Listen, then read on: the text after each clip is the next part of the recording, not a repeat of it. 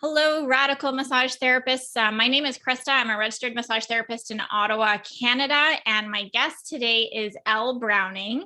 Elle Browning is an executive business coach. She graduated from NYU in 2016. She's a licensed massage therapist and entrepreneur with over a decade of experience in the wellness industry. She offers coaching programs to teach body workers and holistic practitioners how to build their own online businesses. Through her work, she connects her clients to greater support, community, and resources. It's her mission to empower holistic practitioners to change the world by creating sustainable and profitable healing businesses. So that is exactly what I believe our listeners are here for. Elle, welcome to the Radical RMT. Thank you so much for having me on. I'm really, really excited to talk with you. I'm very excited to chat with you too. I'm most of the time very nervous about just interviewing somebody, talking on these podcasts. No matter how many episodes I've done, I always want it to be a good episode for a good experience for both of us, and then it'll have a lot to take away for the listeners as well. But I'm hoping, I feel like today it's going to be a little bit more relaxed. I feel like you're a very calm, chill person. You're very experienced in the online space. I've already had wonderful conversation with you earlier. I think this month, actually, we're still in the same month. So I really enjoyed that conversation, and I hope that it'll just flow from here. Me too. Awesome. Oh, we were talking about our dog earlier, and mine totally just started. Hold on one second. Yeah. I feel the same way. So hopefully, maybe that broke the ice. We don't have to be perfect. I loved our conversation earlier this month, so I'm so excited to get into it with you today. I think it's going to be a really great chat. Great. So the focus for today I really want to touch on is creating an online business for massage therapists and what that would look like, for different massage therapists, healers, body workers, and why we might feel stuck on actually getting ourselves online when we feel like we are such a hands-on profession. I feel like that is a huge stumbling block for us. So I know we're going to discuss some of the ways that we can bring our skills online. And you are a licensed massage therapist, and you used to own your own practice as well, and you built that up to be a mega success as well. Correct. Yeah. I will own that. Yes, it was successful. Yes. I had a massage therapy company that I built really from the ground up. It was my first business. It started as a small private practice that I did part-time while working for somebody else, and then I grew it into like a multi-location, lots of corporate accounts, but we also did, one-on-one in-office, hands-on therapeutic massage as well. So yeah, I learned so much from the experience of owning that business, which I then sold to one of my team members. But I can talk about it forever, because I think there's so many things we can do with our gifts and skills as massage therapists. And I love talking about the possibilities of how much we can do with these gifts, how far we can reach, because it can go beyond just, one-on-one work in the office. Yeah, that's really, great to be reminded about, for sure. So how did you go from the brick and mortar business? Like you said, you sold it, but then did you know you wanted to transition to teaching and coaching and online?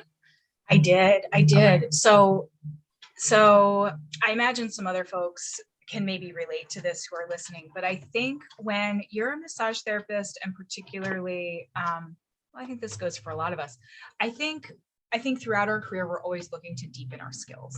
Like, I've spoken with so many massage therapists in my previous business and current one, where everyone's sort of like looking for the next way to, I think, keep things interesting, to provide even better quality services to the people that we serve. And so for me, my career trajectory was sort of like I was always building, and I found that I was accomplishing goals faster than I thought. And so when I was in massage school, I thought my big goal was like, well, I'll just have a private practice. It'll be like, my own business, and I'll have a full book, and that'll be great. And then that happened in 3 years. And I was like, okay, well, what now? And I was like, well, I'll hire one person, and so on and so forth. So part of the reason I got into coaching was because I was finding that twofold. One, in my work in the office with clients, I was seeing the limitations of my scope of practice. And people were coming into my office talking about, I mean, you know how it goes, tell you your whole life story, all the trauma, all the hopes, the dreams, the challenges. And I felt ill-equipped to be able to speak to those. So that's when I enrolled in the NYU coaching program, because I thought I need to supplement my knowledge base here. And what was really interesting, what I found in that program, it was amazing. And I recommend to anyone who wants to become a coach, who's a massage therapist, go for it. What I found was that so often what we already do as massage therapists goes hand in hand with coaching and what they teach in coaching. It's about staying within your scope of practice, asking thoughtful questions that aren't leading questions, learning how to actively listen, learning how to reflect back to your client week by week, working with clients towards a specific goal, and holding space for that. And so I'm like, massage therapists are like natural coaches. Mm. But so the coaching was twofold in terms of growing that business. So it was for not only my hands-on clients, but it was also for my team. I wanted to learn how to be a better leader. And I started, part of my business model was teaching my team of massage therapists how to build their own private practices. Because I felt like in business, I'm always looking for the win-win-win for everybody. I think in good business deals, everybody wins. And for my team, I wanted them to have more than just a paycheck. Right. I wanted them to have some sort of personal investment in showing up and being part of the team. And so for me, that was mentoring and coaching them. So that's sort of how I started to think about, like, maybe there's more to just a brick and mortar practice. Maybe I can start, teaching some of these other skills that I know about, like business development, beyond just my local community, and maybe serve online. So that's sort of how, and this was over the course of many years, as an evolution. Yeah. I love that you turned your experience on your team in order. And I mean, like, I feel like that's something that I would do as well. And I know a lot of business owners want their teams to succeed. And then there's a lot of practitioners and business owners that want their team to stay. So if they feel like if they help them grow and develop, and they learn these new skills, then there's a chance that they're going to go off and flourish on their own, which is not a bad thing at all. But especially if you've got the right mindset about their success. But yeah, that's really awesome of you that you shared that knowledge, and you were able to, help them build their practice. So they were building their practices within your practice. So they were separate. So we of course had like a non-compete where they couldn't take clients that I had brought in and build their own. But they were generally, more than 2 miles away from where my businesses were. And there was a non-compete agreement. But what I found, and this is interesting, like I think in the massage profession, there's a certain rate of turnover with massage therapists. And so it was sort of counterintuitive, because you would think, oh, if you teach someone how to build their own, they're going to leave you. But most of my therapists stayed for at least 3 years, sometimes more. And I found that they were more enthusiastic about showing up to work when there was something in it for them, And I feel like in general in business, usually when I have a hunch where,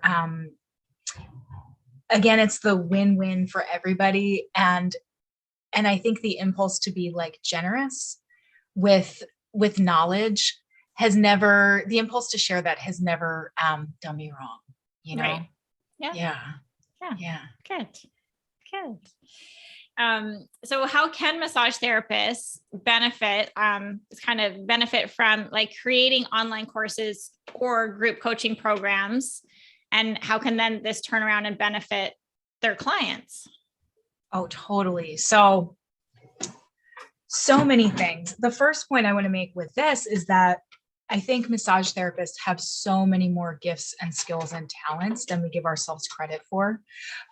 There's, over the years of your personal and professional experience as a massage therapist, most of the massage therapists I know, have a knowledge base that goes way beyond the hands-on work that they can provide to clients.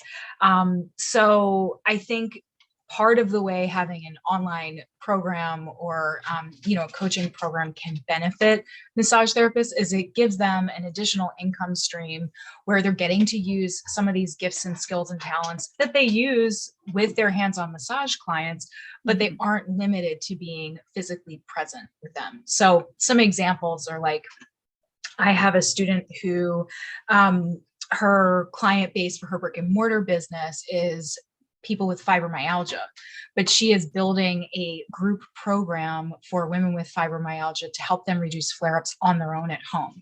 Right. So like, her practice is in like upstate New York, but now she can work with clients around the country and around the world to help them get results.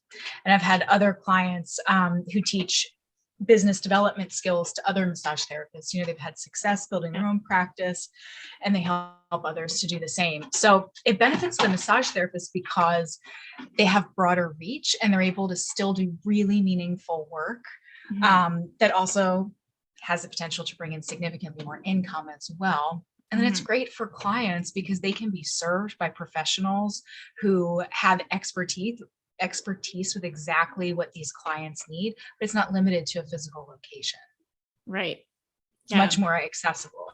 Yeah. Yeah, absolutely. I mean, I love the potential, like the income and just helping to broaden the reach. And like, so also why should you also feel like this is something that massage therapists, or maybe I should rephrase, like, do you feel this is something that massage therapists and body workers should actually be seriously considering? Like it's one thing, like, even before you start to sort of get a little bit antsy about your career and looking for that next thing, like, do you feel like this is something that we should really be looking at like now?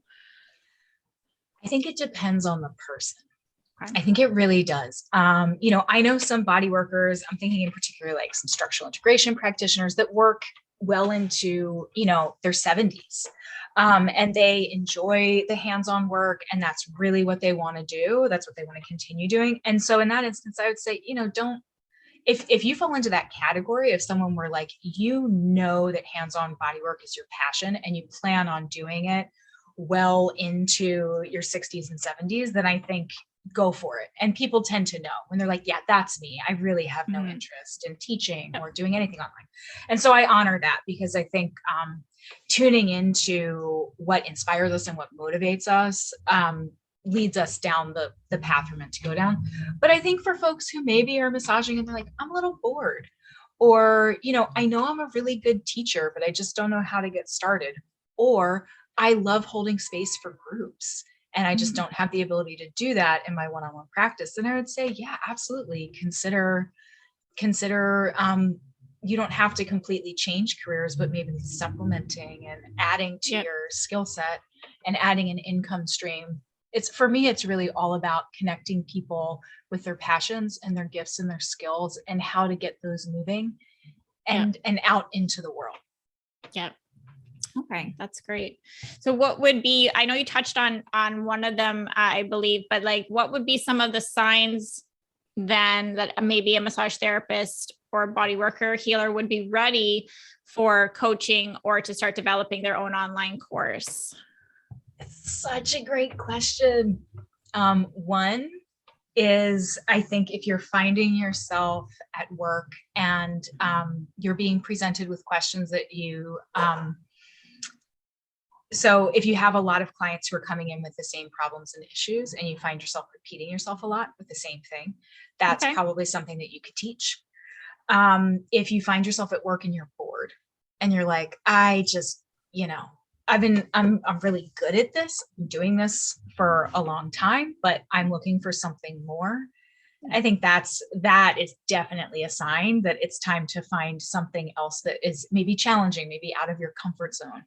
And this is a transitional point that I see in a lot of body workers is like, they're bored, they're wanting something new. And sometimes that boredom is because the thing you've been doing, you do really, really well. You have expertise, and that expertise can be translated into something that you teach. Okay. Neat. I like that. So what kinds then of online programs can massage therapists, can they teach? So we're bored, we were experts at what we do, and now we want to take it online, but then, we work with our hands, where we're used to having somebody in the room with us. So what are some of the ways that we can teach, or what can we teach online? Yeah, totally. This is a question I get a lot, and I get it because we're like, oh, this is a hands-on profession. How do we do that remotely? So what I typically see is that it falls into two categories. One is business to business, and the other is business to client. And I'll explain that in a second. Business to business would be, okay, you're a massage therapist. What skills, what can you teach to another business owner that would be helpful for their business? So this is where I see, for example, one of my former students built a course around how to teach mobile massage therapists how to create mobile massage practices specifically. Okay. You can look at me. I teach massage therapists how to create online courses. So that would be an example of a business to business, where our clients are other business owners and what we're teaching benefits their business. And then when they pay us for the course, it's a write-off. It's a business expense, right? Yeah.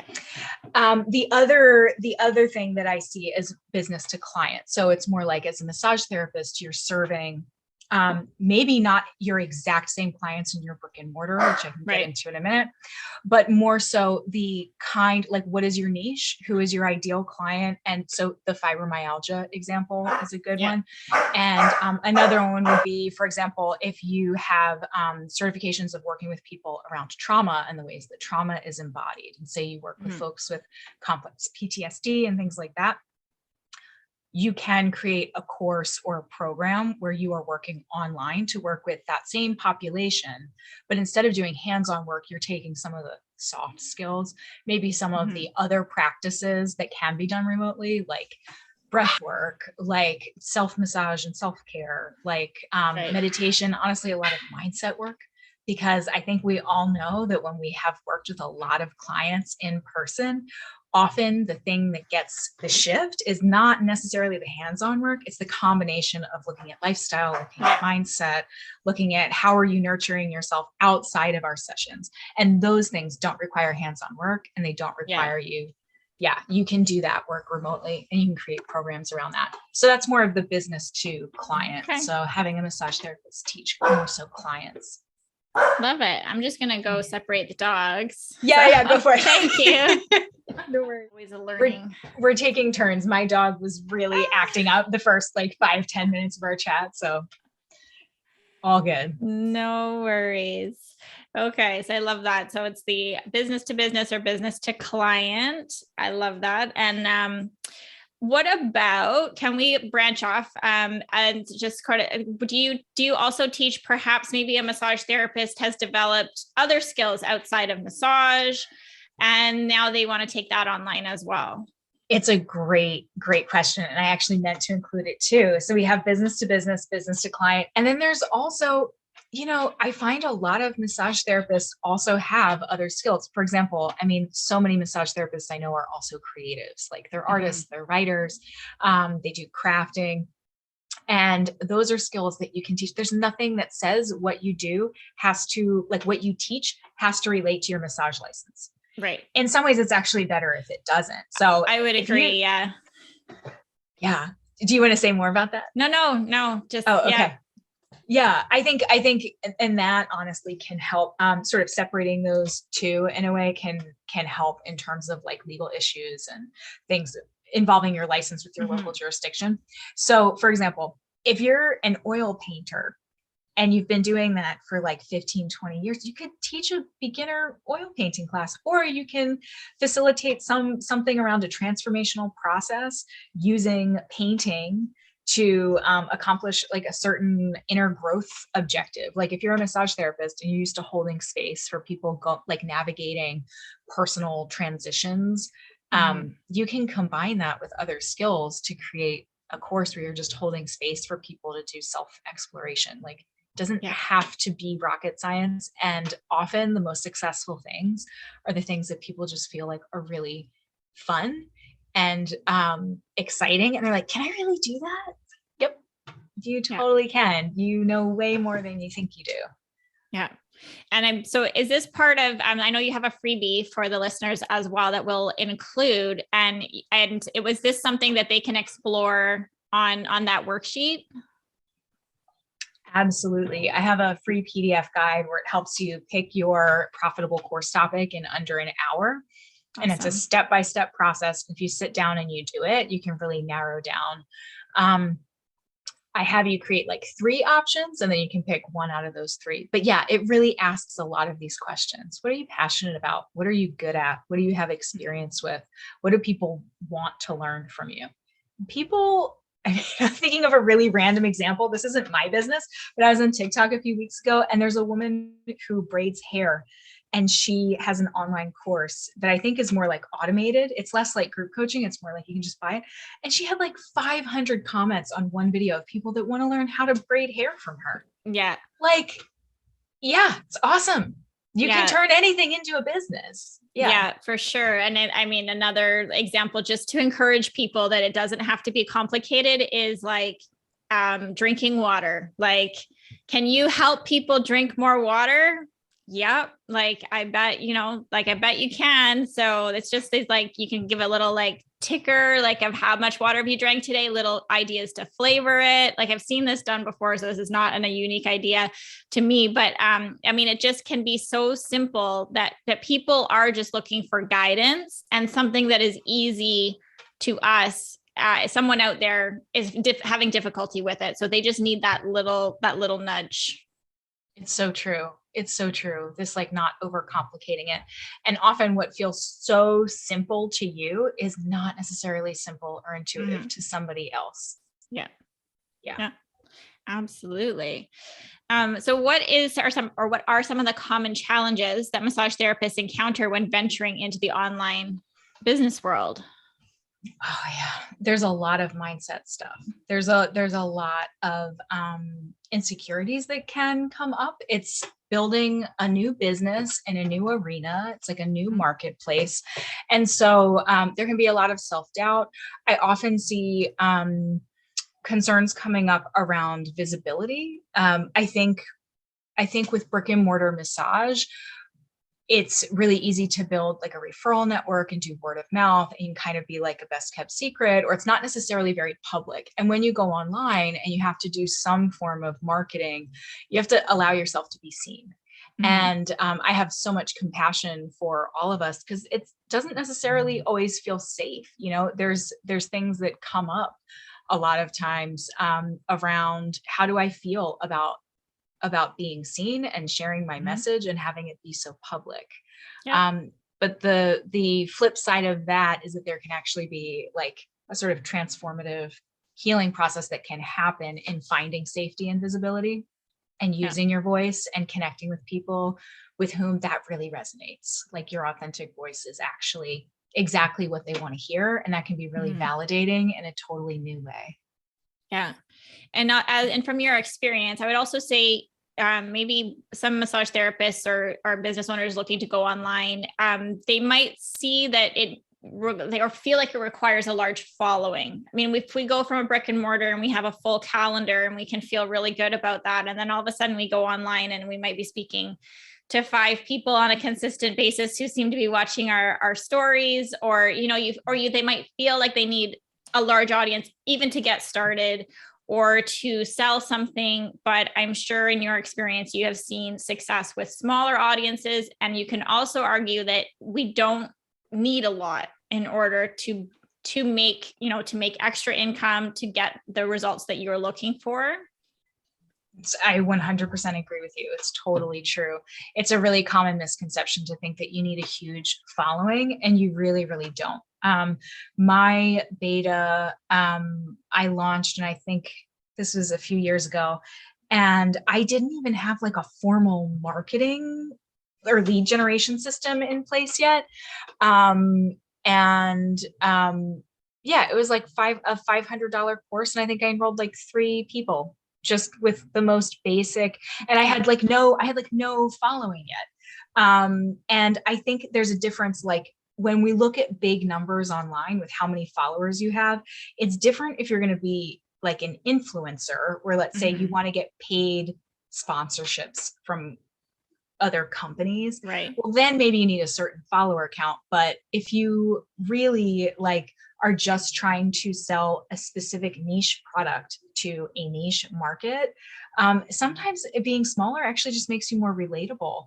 Yeah. Like once, you know, and more trustworthy to your audience. I think it's more about authentic connection and delivering something that is close to your own heart, that you have expertise in, that other people actually really want to learn about. And usually the trick to that is just connecting with like who you were like 2 or 3 years ago, 5 years ago. Like, what did you not know then that you know now? Well, guarantee you online, there's thousands of people who fit that description of like, who have those needs. Like they're in the place where you were X number of years ago. It's just about connecting with those people, which, you know, obviously online makes that a lot easier. And the numbers don't have to be big. It just has to, the message just has to be resonant. Yeah. Yeah. I love that. Yeah. And just being, like you said, authentic. And I feel like even the smaller audience, it just feels like you're more approachable. People make comments because they know it's not being seen by millions of people. It'll just be seen by a smaller group that they already might know as well in the real world or online world. So they're comfortable to make comments, send you messages, and go from there. So totally. Yeah. It's totally true. And in some ways, even like when you first get started, if you're having calls, like sales calls to invite people into your program and have that conversation around like, is this a good fit? Is this something that you want? It's kind of easier to do when you don't have a sales team because people want to talk to you. Yeah. Right.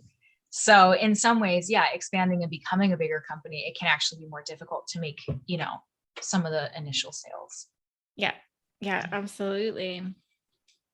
Your business, so like your online business, though, the website is ellebrowning.com, but your Instagram and Facebook is Fearless Healer, which I don't know how I came across you online necessarily to be, I feel like it was another podcast that you were on that sort of led me to start to follow you. And then I was like, this name is genius, an absolute genius handle. I wish I thought of it. It's amazing. And I feel like it really suits you as well. So but would not, you know, overall, like, yes, I wish I'd thought of it, but it doesn't suit me. It suits you. So how did you come up with that Fearless Healer? Well, one, like, thank you so much for your kind words. And two, I can take no credit. It was another colleague of mine. I was in like a really informal group it was when the pandemic hit, and it was other like women healer entrepreneurs on Instagram, and we sort of formed a little pod, and we had this like informal networking group. And she was like, you know what, you should have the handle Fearless Healer, because I think it just used to be like at Elle Browning. And I was like, I love it, it's available, I'm taking it. Yeah. And then what's so interesting, I want to use this as a teachable moment. What's so interesting is that I chose that name at the time. I was like, oh, it sounds cool, and I like it. And then with that as my handle, I can't tell you, like over the years, I've had so many examples where I'm like, I don't feel that way at all. I actually feel really insecure. I'm actually really doubting myself right now. I don't feel fearless. I feel very fearful. And so I think it's been like an aspirational handle for me to be like, oh yeah, like I want to continue to like stick to my guns and have courage, because I do think to my point earlier, like having visibility online, it can make it feel like every quote unquote like failure is very public. And the truth is, I don't think anybody really cares. Like nobody, like it matters way more to us. Like nobody cares. So in a way, yeah, it's been like an aspirational handle. And I love it. Here comes a Tim Ferriss moment for my listeners, because it usually gets mentioned at least once. So he experimented with a TV show called Fearless, but the less was in kind of those like squiggly brackets. So it was sort of this like just fear, like fearless. So it was a great, So it was, I love that.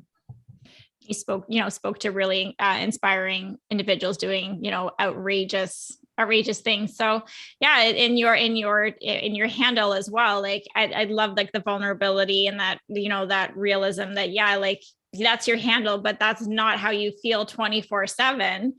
And definitely not. Definitely not. And I think I have to, like, I just want to shout out, like, anyone who is trying anything new or experimenting, like with your career, with your business. I give you major props, because I think, like, that's how we learn. That's true creativity. Like, everything new is created by taking a chance on something that, like, is new to you or you haven't done before. And it I think it can feel, especially if you're like a solopreneur, it can feel really isolating in a way, or you're like, you don't know if this is working or not, but like everybody feels that way. Everyone like has insecurities and is uncertain sometimes. And I like to remind myself, I forget who said it, but it was some podcast I was listening to, and I think it was Stacey Bayman. I like her podcast. But she was like, every success that we see like publicly of, say, like another online personality or coach or influencer, it's built on a mountain of failures, in air quotes, failures, right? Like things that didn't work out the way you planned. But like that's like business. That's actually how you become successful. It's a lot of trial and error. So sometimes if I'm having a bad day, I remind myself of that too. And I'm like, it actually is an achievement just to like fail at something, but like learn from it and make improvements so that next time things will go better. And I think that's just entrepreneurship. People don't talk about it a lot because it doesn't sound like I have all the answers and I'm very confident. The truth is, like, nobody is. Everyone's always learning, Yeah, absolutely. Can we talk about your so one of the reasons why you've created these coaching programs, and you love to connect with healers, you love to help people discover their gifts and find their purpose, that comes from a personal experience that you've had that sort of lit you up to help more people. Can you share your story on that? Oh yeah, sure. I think, I guess technically it's a few stories, but I'll sort of sum it up. So I lost my dad when I was 16, and then my younger brother, who's like my best friend, 3.5 years ago. And it was very sudden losses, like heart disease we didn't know about. So like here one day and gone the next. And I think that just has always made a really big impression on me. Like, we don't know how much time we have here. And I want to make it count, without having, my entire life be like a reaction to the deaths. Like, it's not that, but it's more like, I don't, I could maybe not be here tomorrow. So, how do I strike that balance between hoping and trusting, maybe I'll live to 90 or 100, but then also, maybe not.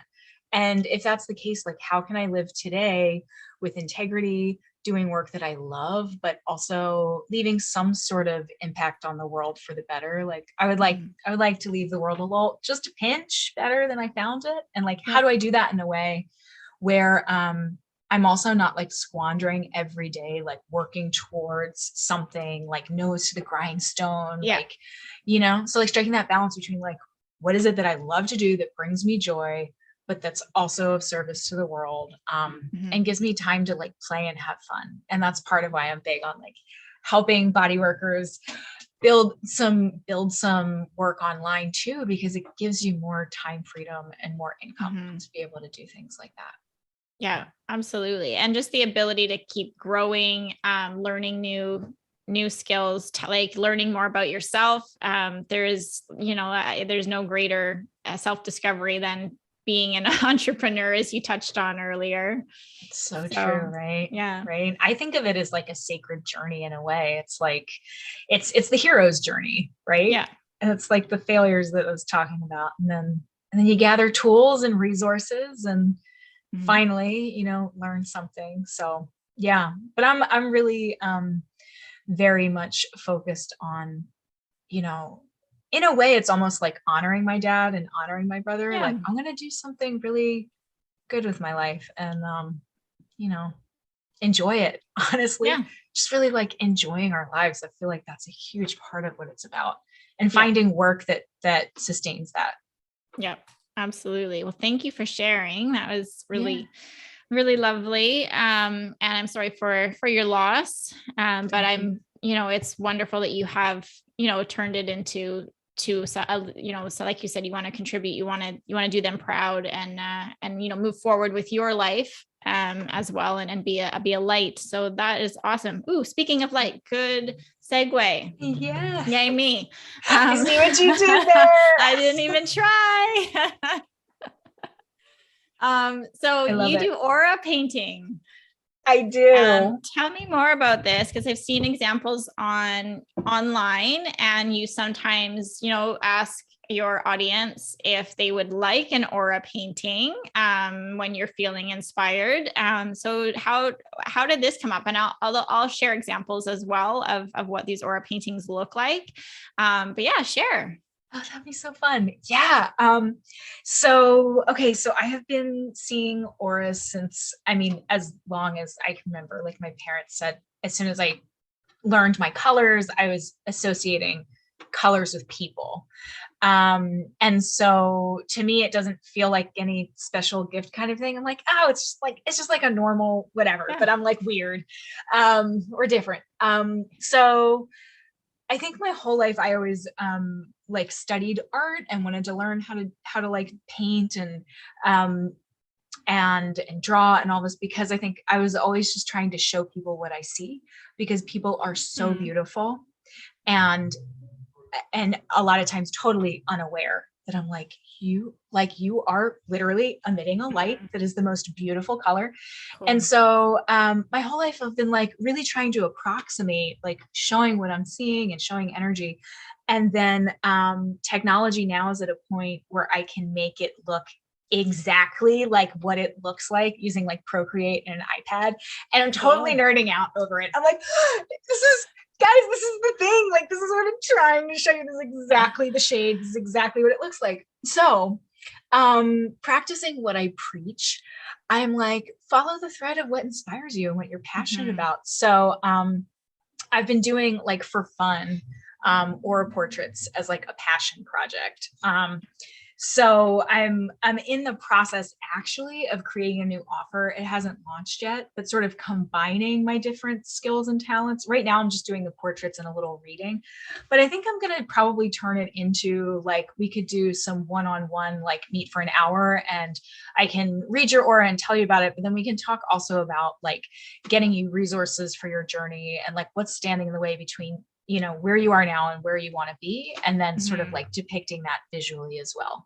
So having a conversation that's really like highlighting all of your gifts, all of the things that make you who you are and beautiful and strong, and creating a path to get there. So I'll let you know when it launches, but that's but for right now, I'm just doing, you know, aura portraits for fun because I love it. I really love it. And it's like, it goes hand in hand with this online business of business coaching too, because it really is ultimately just about like reflecting back to people the light that they bring and saying, how can you get out of the way and just let it rip, like just go for it.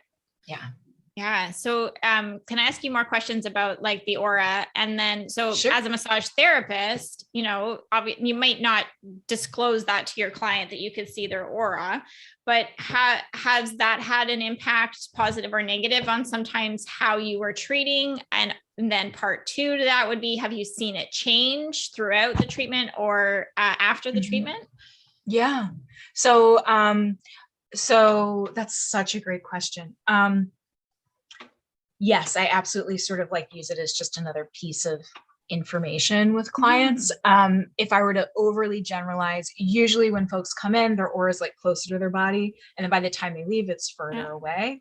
Cool. I've also seen some really interesting stuff in sessions. It started in massage school, but I would see sometimes like a hand, like the silhouette of a hand in like the aura color, like on someone's body, or just like a sort of like a shaft of light, not coming from a window, but like a certain color, like a purple or a green, come and just sort of hover over or around a person's body. And I'm like, I don't know what's happening, but it's cool. Like I have stories in my head of what I think is happening, but I don't know.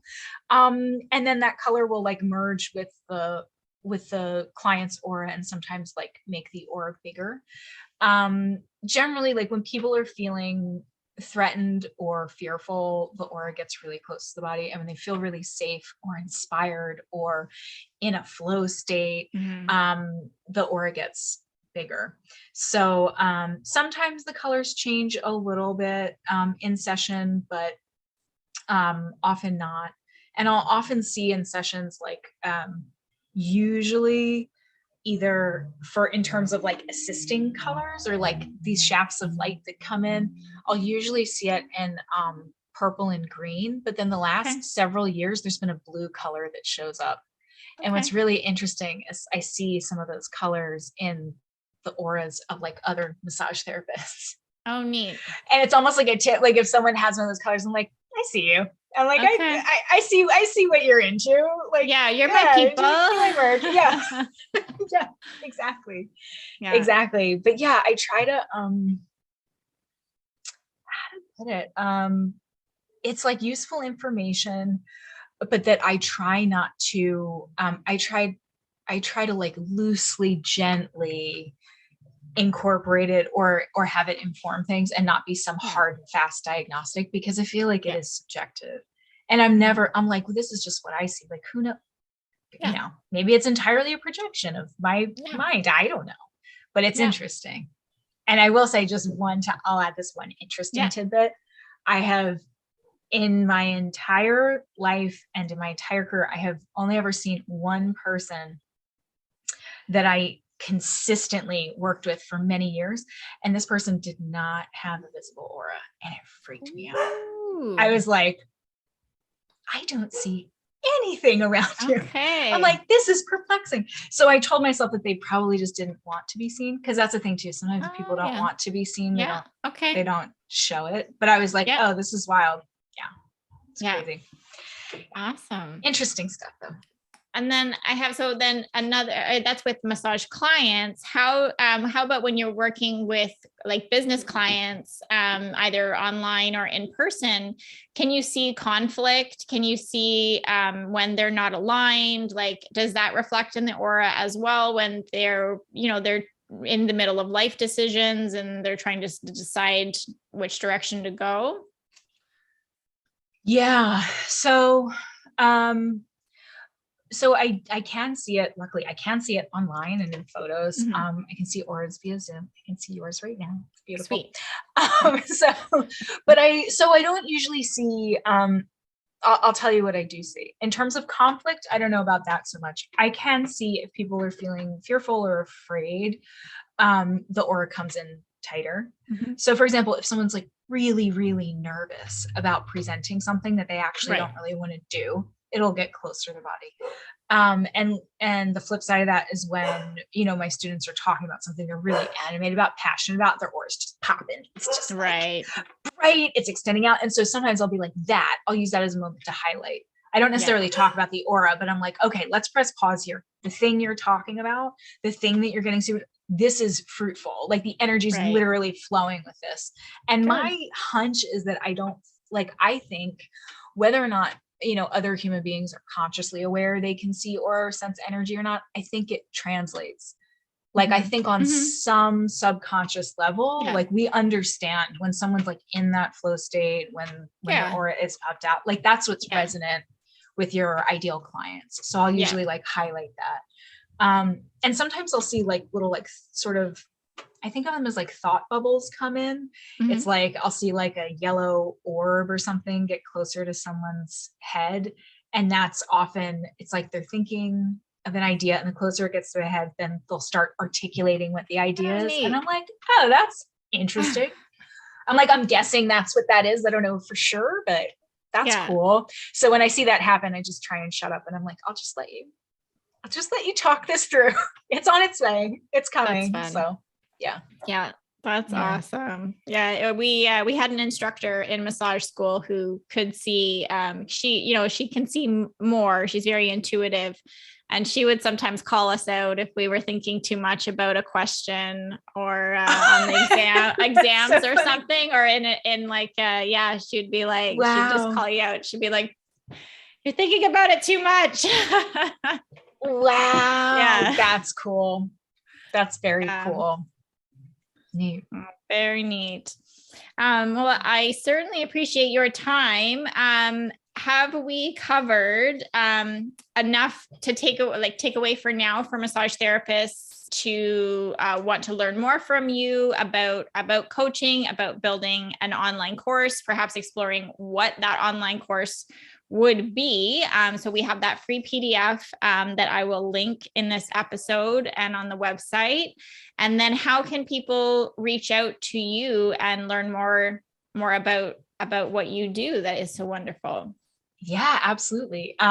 You can find me on Facebook at Elle Browning. You can DM me there. You can also find me on Instagram and TikTok at Fearless Healer, or my website, ellebrowning.com. Awesome. Great. Yeah. Any last comments? Anything that you would like to share with the audience? I would like to share that if you're listening and you are thinking that you're wanting to move forward with maybe sharing your gifts in a new way, maybe expanding your reach, expanding your audience, please consider it. Whether or not it involves an online course or has anything to do with ever talking to me, please consider it. Like, the world needs what you have to share. And if it brings you joy, go for it. I hope you do. I hope you take this as a sign to just go for it, live into it. I love that expression, like your calling is calling you. So yeah. listen to it. Go do the thing. Great. Awesome. Thank you so much for joining us on this episode, Elle. I hope you have a great day. Thank you so much, Krista. I really appreciate it.